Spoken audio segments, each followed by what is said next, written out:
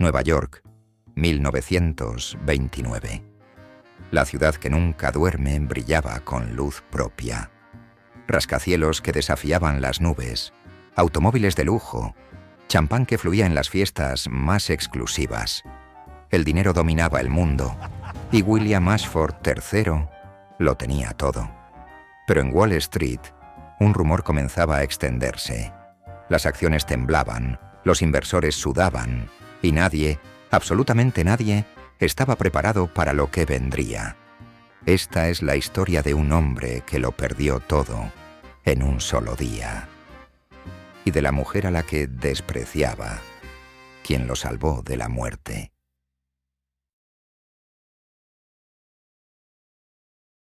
Quinta Avenida, Upper East Side, octubre de 1929. La mansión Ashford era una de las más imponentes de Nueva York. 3 pisos de mármol italiano, candelabros de cristal europeo, sirvientes que se movían como sombras silenciosas. William Ashford III se ajustó los gemelos de oro mientras su mayordomo le servía café en porcelana francesa. Tenía 35 años y el mundo a sus pies. Su esposa, Victoria, bajaba la escalera como si flotara. Vestido de seda, perlas al cuello, sonrisa perfecta. ¿A qué hora volverás esta noche? Tarde. Tengo una cena con los Vanderbilt. Victoria suspiró. Otra vez.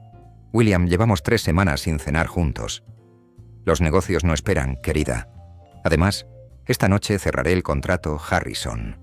$20 millones. Él besó su mejilla sin mirarla realmente. Victoria apretó los labios, pero no dijo nada más. El chofer esperaba fuera con el Rolls Royce. William subió sin despedirse. Harlem, Lenox Avenue. La misma noche. El Paradise Club era todo lo contrario a la mansión Ashford. Luces tenues, humo de cigarrillos, el sonido hipnótico de un saxofón. Las mesas estaban repletas de gente que bebía whisky de contrabando y reía sin preocupaciones. En el pequeño escenario, bajo un foco que apenas iluminaba, estaba ella, Margot Delacroix. 28 años, cabello rubio platino recogido con una pluma roja, vestido de lentejuelas que capturaba cada destello de luz. Su voz era terciopelo y fuego al mismo tiempo. Cantaba un blues lento mientras la banda la acompañaba. Cada nota parecía contener una historia. Entre el público, Beatrix, su mejor amiga y también corista, la observaba con orgullo desde una mesa lateral. Cuando terminó la canción, los aplausos explotaron. Margot sonrió, hizo una reverencia y bajó del escenario. Chet, el dueño del Paradise, un hombre corpulento de unos 50 años con bigote generoso, le dio una palmada en el hombro. Cada noche mejor, Margot. Eres la joya de este lugar. Gracias, Chet. Mientras el Paradise siga abierto, yo seguiré cantando. Con esta maldita ley seca, nunca se sabe cuánto durará esto. Beatrix se acercó con 2 copas. Deja de preocuparte, Chet. Si la policía no nos ha cerrado en 2 años, no lo hará ahora. Los 3 brindaron. Era una buena noche. Una noche como muchas otras. Hasta que la puerta se abrió. Un grupo de hombres con trajes impecables entró al Paradise. Ricos que venían a Harlem a experimentar la vida bohemia. Turistas en su propia ciudad. William Ashford III estaba entre ellos. Habían cenado en un restaurante exclusivo y alguien sugirió bajar a Harlem para terminar la noche. William aceptó por aburrimiento. Se sentaron en la mejor mesa, pidieron la botella más cara, hablaban alto, reían más alto aún. Margot los observó desde la barra. Conocía ese tipo de clientes. Venían a burlarse, no a apreciar.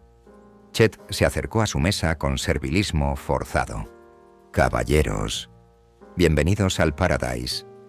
¿Les gustaría escuchar a nuestra cantante estrella? Uno de los amigos de William rió. ¿Cantante estrella? Esto es un antro, no el Metropolitan Opera. William levantó su copa con arrogancia. Déjala cantar. Será entretenido. Margot apretó los dientes. Beatrix le tocó el brazo. No les hagas caso. Canta para nosotros, no para ellos. Margot subió al escenario de nuevo. Esta vez eligió una canción diferente. Una balada francesa que su madre le había enseñado. Lenta, íntima, desgarradora. Cantó mirando directamente a William. Cada palabra era un desafío silencioso. Cuando terminó, el club entero estalló en aplausos. Pero William y sus amigos apenas aplaudieron. Uno de ellos bostezó teatralmente. Margot bajó del escenario y pasó junto a su mesa. William la detuvo tomándola del brazo. «Oye, bonita, cantas bien para ser de... aquí». Margot se soltó con brusquedad. «¿Para ser de aquí? ¿Y de dónde eres tú? Porque tu dinero claramente no compró educación». Los amigos de William se quedaron en silencio. Nadie le hablaba así a William Ashford III. William rió, pero su risa era fría. «Tienes carácter, me gusta. ¿Cuánto cobras?» «No por cantar». El insulto quedó suspendido en el aire como humo venenoso. Margot lo miró a los ojos y, sin decir palabra, tomó la copa de whisky de la mesa y se la arrojó a la cara. El líquido le empapó el traje de $1000. Todo el club contuvo la respiración. «No soy de las que se compran, y tú no eres lo suficientemente hombre como para merecerme, aunque lo fuera». Dio media vuelta y salió por la puerta trasera. William, empapado y humillado frente a todos, apretó los puños. Sus amigos intentaban no reír. «¡Maldita!». Chet se acercó nervioso. «Señor, lo lamento muchísimo, yo...». William sacó un fajo de billetes y los arrojó sobre la mesa. «Quédatelos y despide a esa mujer. No quiero volver a verla». Se levantó y salió del Paradise, sin mirar atrás. Chet recogió los billetes con expresión sombría. Beatrix corrió detrás de Margot. La encontró en el callejón, temblando de rabia. «Margot, no me arrepiento. Ese hombre es basura con dinero». «Lo sé, pero Chet está furioso». «Que me despida si quiere. Prefiero ser pobre con dignidad que rica con un hombre sin alma». Beatrix la abrazó. «Ese es el espíritu. Ven, volvamos dentro. Chet no te va a despedir. Eres su mejor activo». Tenía razón. Cuando volvieron, Chet solo negó con la cabeza. Ese tipo era un Ashford. Los Ashford poseen medio Wall Street. No me importa si posee la luna entera. Lo sé, Margot. Por eso sigues trabajando aquí. 29 de octubre de 1929. Wall Street. El pánico era tangible. Hombres con trajes corrían como ratas por los pasillos de la bolsa de valores. Teléfonos que sonaban sin parar. Gritos. Órdenes contradictorias. Las acciones caían y seguían cayendo. William estaba en su oficina privada con el teléfono pegado a la oreja, sudando como nunca había sudado. «Vende todo. Ahora». «Señor Ashford, es demasiado tarde. El mercado colapsó». «No puede haber colapsado. Tengo invertidos 80 millones». Silencio al otro lado de la línea. «Señor...». Lo perdió todo. El teléfono cayó de su mano. William se quedó paralizado mirando por la ventana. Abajo en la calle, un hombre se había arrojado desde un 10º piso. No era el primero ese día. 2 semanas después, Mansión Ashford. La casa estaba siendo vaciada. Muebles apilados en la calle, cuadros arrancados de las paredes, hombres del banco llevándose todo lo que tenía valor. Victoria estaba en el vestíbulo con 2 maletas. William bajó la escalera. Estaba irreconocible. Barba sin afeitar, ojeras profundas, traje arrugado. «¿Te vas?». Victoria lo miró con algo que podría haber sido lástima o alivio. Mi padre me consiguió pasaje en un barco a Europa. Me voy esta tarde. Victoria, yo... No digas nada, William. No te casaste conmigo por amor. Te casaste por conveniencia. Y ahora que no queda nada conveniente, yo tampoco me quedo. Pero somos marido y mujer. Victoria rió con amargura. Fuimos dos extraños que compartían una casa lujosa. Eso se acabó. Adiós, William. Salió por la puerta sin mirar atrás. William se quedó solo en el vestíbulo vacío. Las paredes desnudas le devolvieron el eco de su propia respiración. Un empleado del banco se acercó con papeles. Señor Ashford, necesito que firme la transferencia de la propiedad. William firmó sin leer. ¿Tiene dónde quedarse? William no respondió. Salió a la calle con lo puesto. Ni siquiera tenía un abrigo. Era noviembre. Hacía frío. Invierno de 1929 a 1930. William Ashford III durmió en bancos de Central Park. Comió en comedores de caridad. Pidió limosna en esquinas donde antes caminaba como dueño del mundo. La ciudad que lo había adorado, ahora lo ignoraba. O peor, lo reconocía y se burlaba. ¿No eres tú, William Ashford, el magnate? Ya no. Pues vaya caída, amigo. Se dejó crecer la barba. Dejó de lavarse. Su traje de $1000 ahora era un montón de harapos. Una noche encontró un periódico abandonado. En la portada, ola de suicidios tras el crash. 16 ejecutivos se quitan la vida. William leyó cada nombre. Conocía a la mitad. Dobló el periódico lentamente y caminó hacia Central Park. Febrero de 1930, pasada la medianoche. El puente Bow estaba desierto. El lago congelado reflejaba la luz de la luna. Todo estaba en silencio, salvo el viento helado que atravesaba los árboles desnudos. William subió a la barandilla. Miró hacia abajo. El hielo parecía lo suficientemente grueso para romperse con el impacto. «Perdóname, padre. Perdóname, madre». Cerró los ojos. Respiró hondo. Levantó un pie. ¡Eh! Una voz de mujer atravesó la noche. William giró la cabeza. Una figura corría hacia él desde el sendero. «¡Baja de ahí!». William volvió a mirar al lago. Un segundo más y habría terminado. Pero la mujer llegó y lo tomó del brazo con fuerza sorprendente. «He dicho que bajes». Tiró de él con tal ímpetu que William perdió el equilibrio y cayó hacia atrás, sobre el puente. Quedó tendido en el suelo de piedra, jadeando. La mujer se arrodilló junto a él, también respirando con dificultad. Llevaba un abrigo viejo y una bufanda que le cubría parte del rostro, pero cuando se la bajó, William la reconoció. Era ella, la cantante del Paradise, la que le había arrojado el whisky. Margot lo reconoció también. Sus ojos se abrieron con sorpresa. ¿Tú? William rió, una risa amarga, rota. Vaya ironía. La mujer que más me odia en el mundo me salva la vida. Margot se sentó en el suelo, procesando la situación. ¿Qué haces aquí? ¿Tú qué crees? Intentando terminar con esto. ¿Por qué? ¿Por qué crees? Lo perdí todo. Dinero, casa, esposa. No queda nada. Margot lo observó en silencio. El hombre arrogante del Paradise había desaparecido. En su lugar había un despojo humano. ¿Y por eso ibas a saltar? ¿Porque perdiste tu dinero? No era solo dinero, era mi identidad entera. Entonces tu identidad valía muy poco. William la miró con rabia. ¿Qué sabes tú? Siempre has sido pobre. No entiendes lo que es perder algo así. Margot se levantó. Tienes razón. Siempre he sido pobre, pero nunca he considerado saltar de un puente por eso.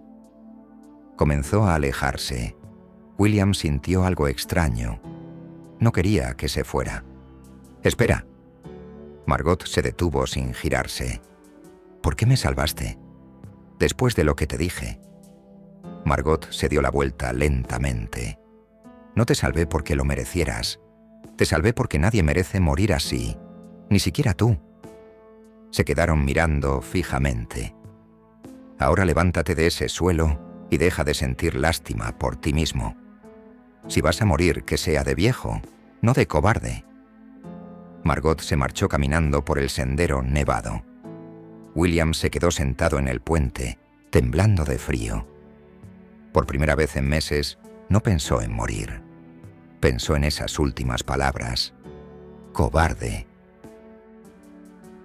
Si esta historia te está atrapando, si quieres que traiga más historias como esta, ayúdame. Dame un like, suscríbete y activa la campanita. Lo que viene a continuación, no te lo puedes perder.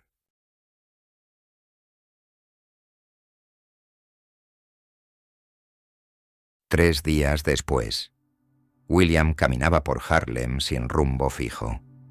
Había dormido en un refugio para indigentes, comido pan duro que le dieron en una iglesia, pero seguía vivo. Sin saber por qué, sus pasos lo llevaron hasta Lenox Avenue. Y ahí estaba.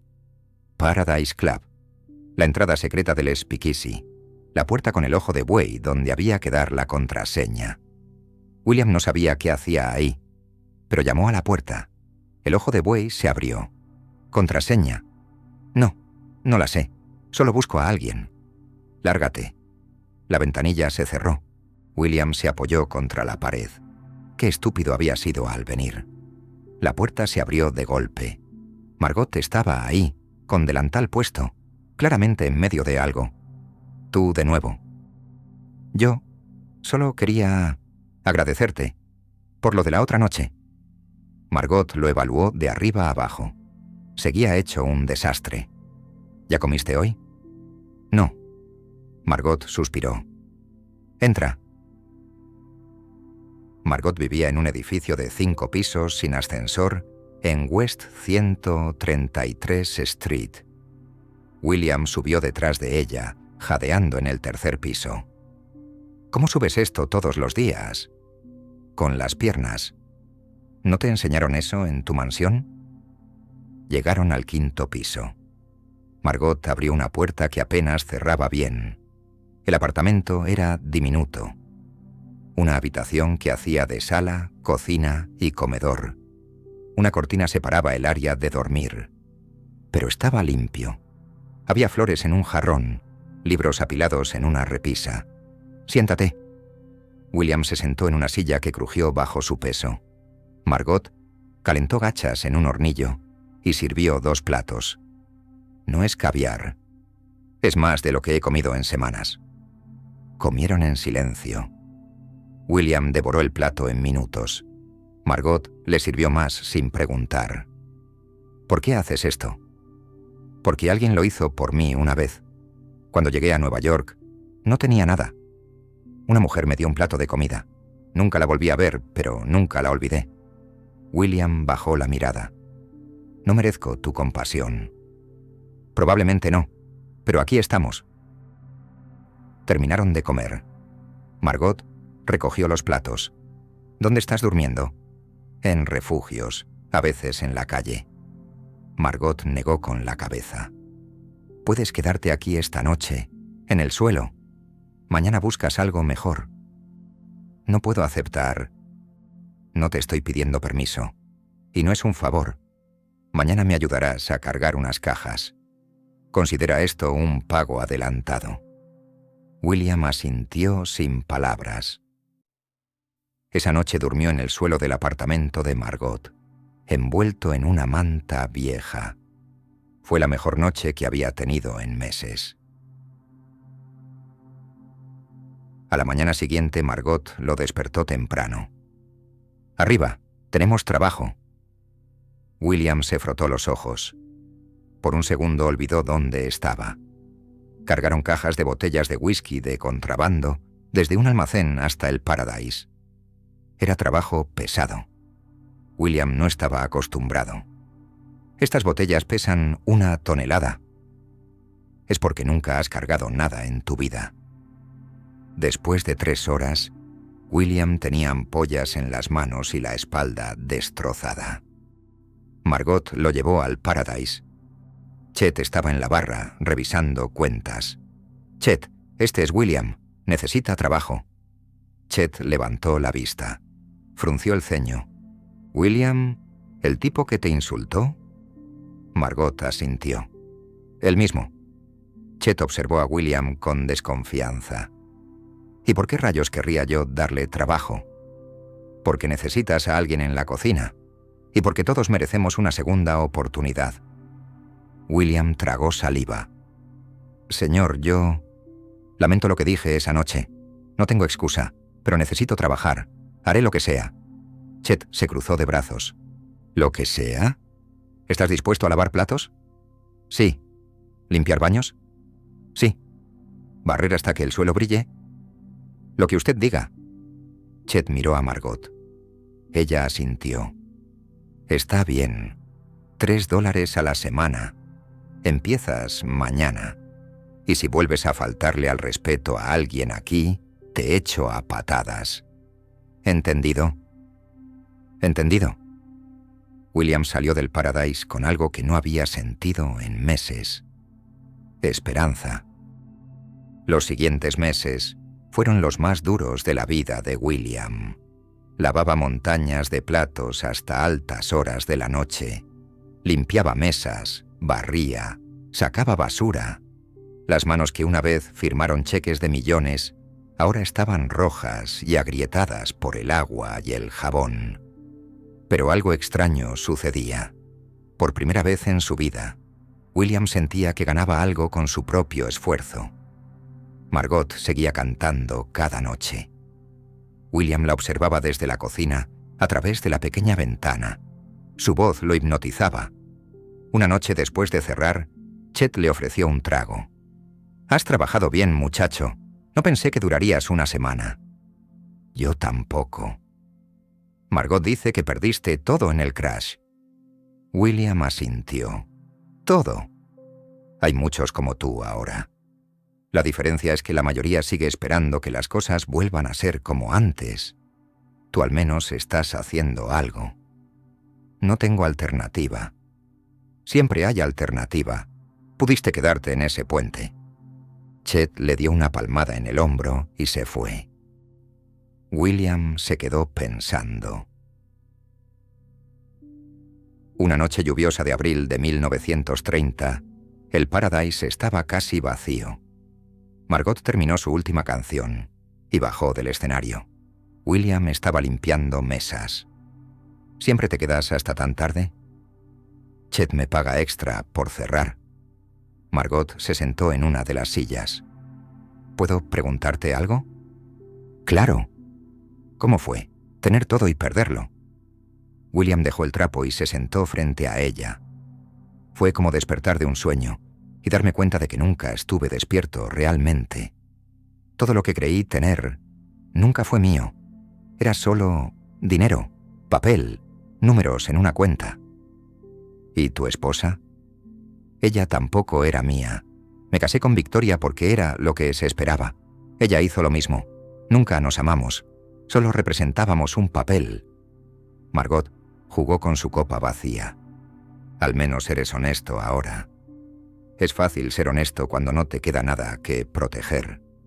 Margot rió suavemente. «¿Sabes? Cuando te vi esa primera noche en el Paradise, pensé que eras la persona más despreciable que había conocido. Y tenías razón. Pero ahora, no sé. Creo que solo eras un hombre perdido que confundió el dinero con el valor». William la miró directamente. «Esa noche te ofrecí dinero porque pensé que todo tenía un precio. Estaba equivocado. Tú me enseñaste que hay cosas que no se compran, como la dignidad». Margot sostuvo su mirada. «¿Y lo aprendiste?» «Estoy aprendiendo, cada día, contigo». El silencio que siguió fue diferente, cargado de algo nuevo. Beatrix apareció desde la parte trasera. «Margot, ¿vienes? Está lloviendo más fuerte». Margot se levantó. «Sí, ya voy». Miró a William una última vez. «Buenas noches, William». «Buenas noches, Margot». Cuando se fueron, William se quedó sentado en el club vacío, con el sonido de la lluvia como única compañía. Y por primera vez en su vida, sonrió sin una razón relacionada con dinero. Volvamos atrás en el tiempo por un momento, a 1928 concretamente. Octubre de 1928, un año antes del crack.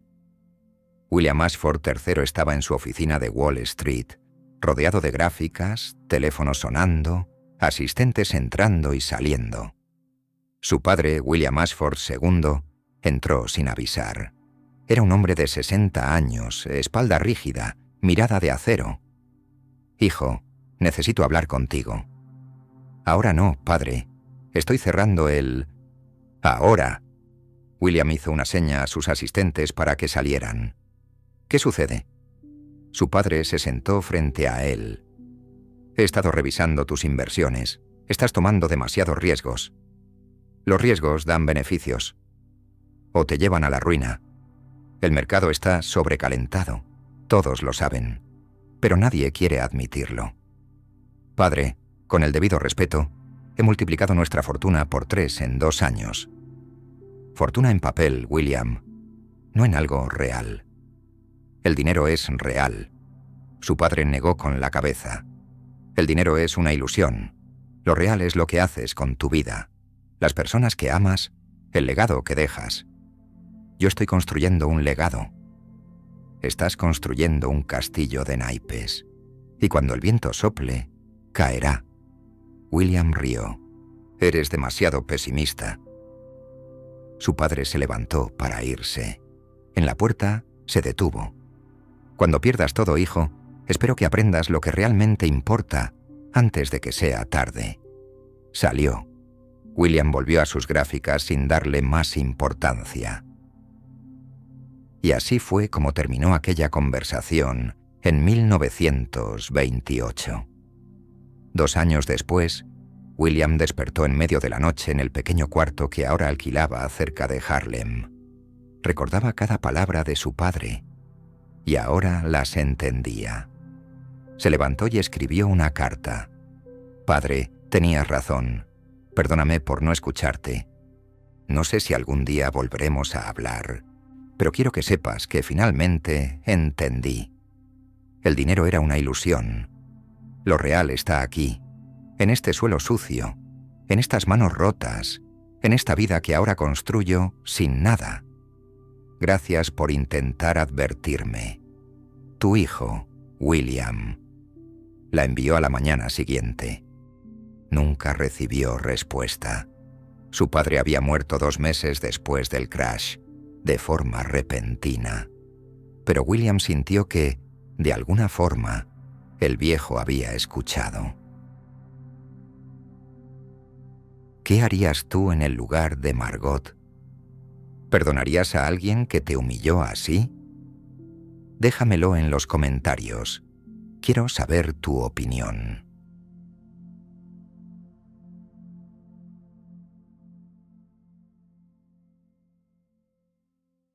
Julio de 1931. La depresión había golpeado durísimo. Millones de desempleados, familias enteras en la calle, colas de pan que daban la vuelta a las manzanas.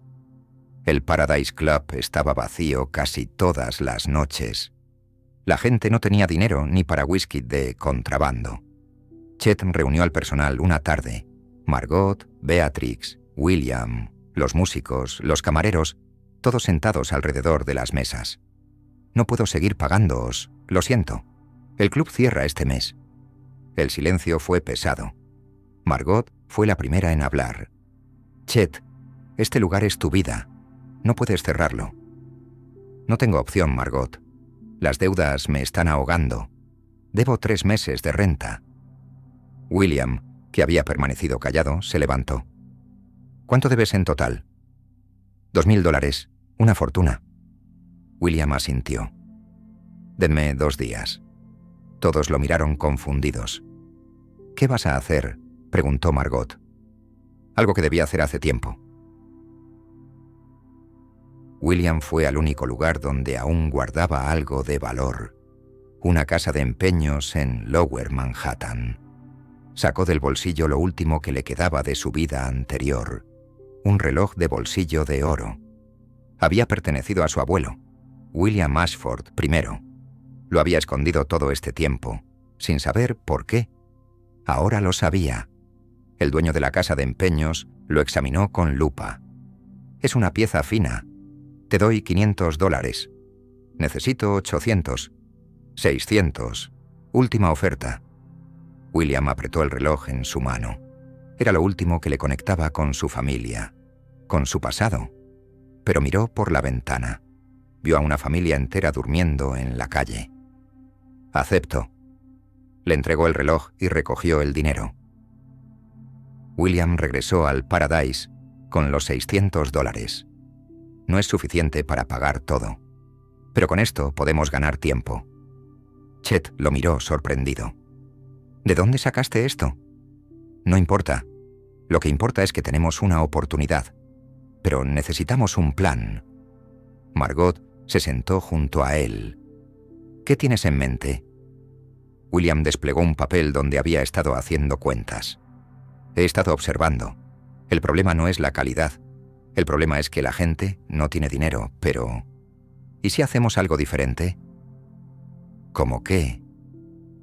Noches temáticas. Una noche a la semana. Entrada gratuita. Solo pagas lo que consumes. Música en vivo, ambiente, pero sin el precio de la puerta. Beatrix intervino. Pero eso significa menos ingresos. A corto plazo, sí, pero traerá más gente. Y la gente hambrienta de música gastará en bebidas. Además, podemos ofrecer comida sencilla, sopa, gachas, pan, a bajo costo. Chet se rascó la barba. Es arriesgado. Todo lo es ahora, pero si no hacemos nada, el Paradise muere seguro. Margot puso su mano sobre la de William. Yo confío en él. Los demás asintieron gradualmente. Está bien, dijo Chet. Lo intentaremos, pero esto tiene que funcionar. Las siguientes semanas fueron de trabajo incansable. William reorganizó todo. El menú, los horarios, la distribución del club. Usó todo lo que había aprendido en sus años como empresario, pero esta vez con un propósito real. Margot diseñó carteles hechos a mano anunciando las noches gratuitas. Beatrix los repartió por todo Harlem. La primera noche llegaron 50 personas. La segunda, 120. La tercera, el Paradise estaba lleno hasta el tope. La gente compartía mesas, cantaba junto a Margot, reía a pesar de la miseria que los rodeaba. El Paradise se convirtió en un refugio, no solo un club, sino un hogar temporal para quienes no tenían ninguno. Chet lloraba de emoción al ver su lugar vivo otra vez. Lo lograste, muchacho. Salvaste el Paradise. No fui yo solo. Fuimos todos. Una noche de septiembre, después de cerrar, Margot y William se quedaron solos limpiando. La banda ya se había ido. Chet también. Estaban solo ellos dos bajo la luz tenue de las lámparas. Margot estaba guardando las copas. William barría el escenario. William. ¿Sí? Gracias. Por todo lo que hiciste. William dejó la escoba. No tienes que agradecérmelo. Este lugar me salvó tanto como yo lo salvé a él. Margot dejó las copas y caminó hacia él. William se detuvo al verla acercarse. No hablo solo del Paradise. Hablo de salvarme a mí. Tú no necesitabas que nadie te salvara. Sí lo necesitaba. Estaba empezando a creer que todos los hombres con dinero eran iguales, arrogantes, vacíos. Tú me demostraste que las personas pueden cambiar. William la miró con intensidad. Yo no cambié, Margot. Tú me enseñaste quién debí ser siempre. Me mostraste que el valor no está en lo que tienes, sino en lo que haces con lo que te queda. Margot tenía lágrimas en los ojos. esa noche en el puente, cuando te salvé, no lo hice porque fuera noble. Lo hice porque vi algo en tus ojos. Algo roto, sí, pero también algo que valía la pena salvar. William tomó su mano. Esa noche me salvaste la vida, pero cada día desde entonces me has enseñado a vivirla.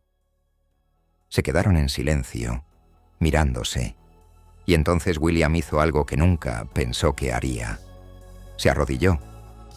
Margot Delacroix, no tengo dinero, no tengo mansión, no tengo nada que ofrecerte excepto un hombre que ahora sabe lo que realmente importa. Y lo que importa eres tú. Margot se llevó la mano a la boca. William, no te pido que me ames, ni siquiera te pido que me perdones del todo.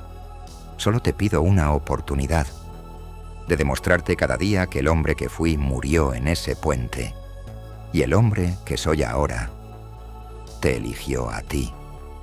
Margot se arrodilló frente a él. No necesito que te arrodilles, William. Necesito que te levantes, conmigo, como iguales.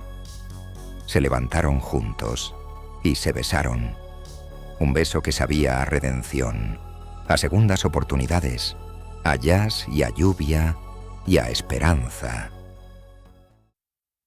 Diciembre de 1931. El Paradise Club había sobrevivido, y con él todos los que lo habitaban. William y Margot caminaban por Central Park tomados de la mano.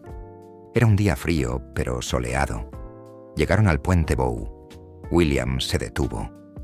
Aquí fue donde todo cambió. Margot apretó su mano. Aquí fue donde empezaste a vivir de verdad. William la miró. ¿Sabes qué es lo irónico? Pasé 35 años buscando el éxito, y solo cuando lo perdí todo encontré lo que realmente buscaba. ¿Qué era? Alguien que me viera. No mi dinero, no mi apellido, solo a mí. Margot sonrió.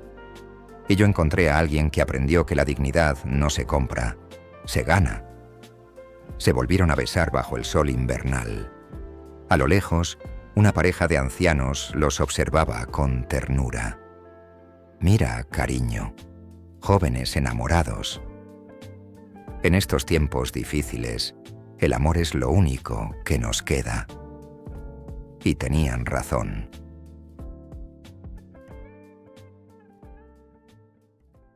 Primavera de 1932. El Paradise Club seguía abierto. Margot seguía cantando. William seguía trabajando. Pero ahora había algo diferente. William y Margot habían convertido unas habitaciones encima del Paradise en su hogar. Eran pequeñas pero acogedoras, con ventanas que daban a Lenox Avenue y el constante murmullo de Harlem como banda sonora. El sonido del jazz subía cada noche desde abajo, atravesando el suelo de madera como un recordatorio constante de dónde estaban y cómo habían llegado hasta ahí. William ya no dormía en el suelo de ningún apartamento, sino junto a ella, en una cama de hierro forjado que habían comprado de segunda mano y que crujía con cada movimiento. Pero era su cama. Las flores frescas seguían en un jarrón sobre la mesita. Rosas a veces, margaritas otras. Pero ahora las compraba él cada semana, en el mercado de la esquina, eligiendo las más bonitas como si fueran diamantes. Se despertaban con el olor a café del club, preparándose para abrir. Se dormían con los últimos acordes del piano cuando cerraban pasada la medianoche. No era una mansión de mármol italiano, pero era su hogar. En la pared del club, un nuevo cartel colgaba junto al escenario. Paradise Club, propiedad de Chet Morrison, Margot Delacroix y William Ashford. William se había convertido en socio, no con dinero heredado ni con inversiones en Wall Street, sino con trabajo, con ideas, con dedicación, con las manos que una vez firmaron cheques de millones y que ahora sabían cargar cajas, limpiar mesas y hacer cuentas hasta el amanecer para que el Paradise sobreviviera un mes más. Chet lo había propuesto una tarde de enero, después de cerrar las cuentas del año. Margot lo había apoyado sin dudarlo, y William había aceptado con lágrimas en los ojos y un apretón de manos que significaba más que cualquier contrato legal. Chet seguía siendo el alma del Paradise. Regañaba a William cuando llegaba tarde, gruñía sobre los proveedores que subían precios, se quejaba de que la ley seca lo iba a arruinar cualquier día de estos. Pero cuando creía que nadie lo veía, sonreía con orgullo de abuelo al ver a William y Margot trabajando juntos. A veces les dejaba un par de dólares extra por error en las cuentas, aunque todos sabían que no había ningún error. Beatrix seguía cantando en el coro y siendo la mejor amiga de Margot. Su risa seguía llenando el camerino antes de cada show. Sus bromas seguían haciendo reír a toda la banda. Ahora vivía en el edificio de al lado, a solo 2 puertas del Paradise, y se acercaba cada mañana a desayunar con ellos antes de los ensayos. Le encantaba recordarles que ella lo había visto venir desde el principio. Yo sabía que ese hombre venía a cambiar tu vida, le decía a Margot mientras se maquillaban frente al espejo del camerino. Solo que pensé que sería para peor, no para mejor. Margot siempre respondía lo mismo. Yo también lo pensé. Y ambas reían. Los clientes del Paradise ya no eran solo clientes, eran familia. Estaba el señor Thompson, que había perdido su taller de sastrería en el crash y ahora cosía trajes en su casa, pero que cada viernes llegaba al Paradise con su mejor corbata para escuchar a Margot cantar. Estaban las hermanas Chen, dueñas del restaurante chino de la esquina, que traían dim sum para compartir con la banda en los descansos. Estaba Marcus, el pianista ciego que tocaba de memoria todas las canciones que Margot pedía y que decía que su voz era lo más hermoso que había escuchado en su vida. Estaba la señora Washington, de 70 años, que había visto el Harlem Renaissance nacer y que ahora venía al Paradise cada sábado a recordar cuando el barrio era joven y ella también. Personas que habían perdido tanto como ellos, empleos, casas, familias, sueños, pero que seguían encontrando razones para bailar, para reír, para vivir.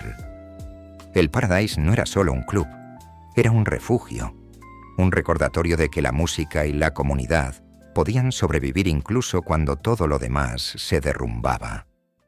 Una noche, después de cerrar, mientras limpiaban y guardaban, Margot se detuvo en medio del club vacío. ¿Sabes en qué estaba pensando?, dijo mirando el escenario iluminado apenas por una lámpara. William levantó la vista desde la mesa que secaba. ¿En qué? En escribir una canción sobre un millonario que lo pierde todo y encuentra algo mejor. William sonrió. Sería la balada más triste del mundo, o la más esperanzadora. Se quedaron en silencio, mirándose a través del club que los había unido. ¿Y cómo la llamarías?, preguntó William. Margot se acercó a él lentamente. El hombre del puente, o quizás segunda oportunidad. No lo sé todavía, pero la escribiré, y tú estarás ahí cuando la cante por primera vez. Siempre. Margot le tomó la mano. Tenemos planes, ¿sabes? Chet quiere abrir otra noche a la semana. Beatrix está enseñando a cantar a chicas jóvenes del barrio. Y nosotros, podríamos hacer algo más grande. William entrelazó sus dedos con los de ella. O podríamos quedarnos exactamente como estamos. Aquí, juntos, felices. Margot apoyó su cabeza en su hombro. Eso también suena perfecto. Una noche mientras Margot cantaba en el escenario, William servía mesas. Un cliente nuevo, un hombre de traje que claramente no era del barrio, lo observaba con curiosidad mientras esperaba su whisky. «Disculpa», dijo el hombre cuando William dejó el vaso en su mesa. ¿No eres tú William Ashford, el de Wall Street? William sonrió. Esa pregunta ya no le dolía, ya no le molestaba. Era solo parte de una historia que ahora tenía un final diferente. Ahora soy William Ashford del Paradise Club. ¿Y no extrañas tu vida anterior? El dinero, las mansiones, los... William miró hacia el escenario. Margot estaba bajo el foco, con su vestido rojo de lentejuelas capturando cada destello de luz, cantando un blues lento que hacía que todo el club contuviera la respiración. Sus ojos se encontraron por un segundo. Ella le sonrió mientras cantaba, solo para él, y William sintió lo mismo que sentía cada noche, que había encontrado algo que ninguna cantidad de dinero podría comprar jamás. «No extraño nada», dijo William, sin apartar la mirada de ella. «Todo lo que necesito está aquí». El hombre asintió sin entender realmente. Bebió su whisky y se fue media hora después. Pero William sí entendía. Había perdido millones de dólares, una mansión de 3 pisos, un apellido que abría puertas, un mundo entero de privilegios y poder. Pero había ganado algo que el dinero nunca pudo comprar. Una vida real, con amor real, con propósito real, y eso valía más que todo el oro de Wall Street. Margot terminó su canción. Los aplausos llenaron el Paradise como siempre. Chet limpiaba vasos tras la barra con su habitual expresión de satisfacción. Beatrix charlaba con los músicos en una esquina. Los clientes reían, bebían, vivían. William dejó la bandeja y aplaudió también, con las manos rojas de tanto trabajar, con la espalda dolorida de tanto cargar, con el corazón más lleno de lo que jamás había estado en su mansión vacía. Margot bajó del escenario y caminó hacia él, esquivando mesas, saludando a clientes, hasta llegar a su lado. «¿Lista para ir a casa?», preguntó William. «Contigo, siempre». Salieron del Paradise tomados de la mano. Lenox Avenue los recibió con su sinfonía nocturna. Música saliendo de otros clubs, risas de gente en las calles, el claxon distante de algún taxi, voces en conversaciones que se extendían hasta el amanecer. Harlem estaba vivo, vibrante, resiliente a pesar de la depresión que apretaba el cuello de toda América. Subieron la escalera lateral del Paradise hasta el 2º piso, comentando cómo había ido la noche, hablando de los clientes, las canciones. Desde su ventana, Nueva York brillaba con sus 1000 luces. No era la vista desde una mansión en la Quinta Avenida, pero era su vista. William Ashford III había perdido un imperio, pero había encontrado un hogar, y al final descubrió que eso era lo único que siempre había necesitado.